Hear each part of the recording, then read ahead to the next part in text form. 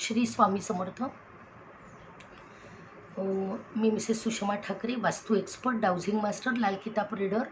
आतापर्यंतच्या काळात असं लक्षात आलेलं आहे की वास्तू करताना किंवा कुंडली बघताना असं लक्षात आलं की आपल्या कुंडलीत जेव्हा प्रॉब्लेम तयार होतो, पर्टिक्युलरली मुलं 11वी 12वीत जातात, 10वीपर्यंत खूप छान पर्सेंटेज घेतात, पण 12वीत गेल्यावर कमी कमी व्हायला लागतात त्यांचं पर्सेंटेज। हे असं का होतं?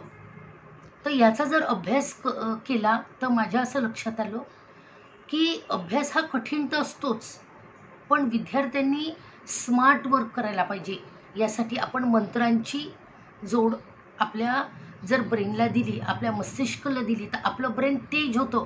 जसं चाकूची धार हळूहळू कमी होते, बोथट होत जाते, तसंच आपलं ब्रेन सतेज करण्यासाठी तुम्हाला मेडिटेशन करणं आवश्यक आहे।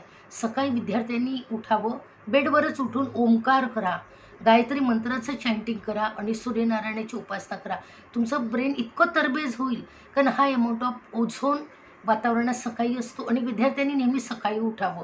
आमच्या भोसले मिलिटरी स्कूलचे मुलं 4:30-5 वाजता उठून त्यांची राऊंड मारतात, त्याच्यानंतर हॉर्स रायडिंग असतं आणि फायरिंग पण असतं, त्याच्यामुळे ते दिवसभर चार्ज असतात, मुलं थकत नाही। तुम्ही हा प्रयोग करून बघा आणि असं केल्यामुळे आपलं ब्रेन जर तरतरीत राहिलं, बघा आपलं शरीर थकतं पण ब्रेन कधीच थकत नाही।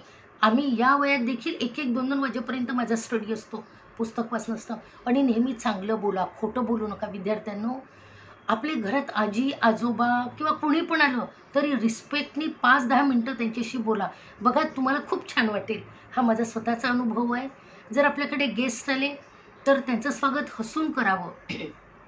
आजी आजोबा असतील तर त्यांच्याशी पण छान बोला, ते पण छान तुम्हाला गोष्टी सांगतील आणि अनमोल हा साठा असतो आपल्या घरात। आजी आजोबा म्हणजे अनमोल साठा असतो।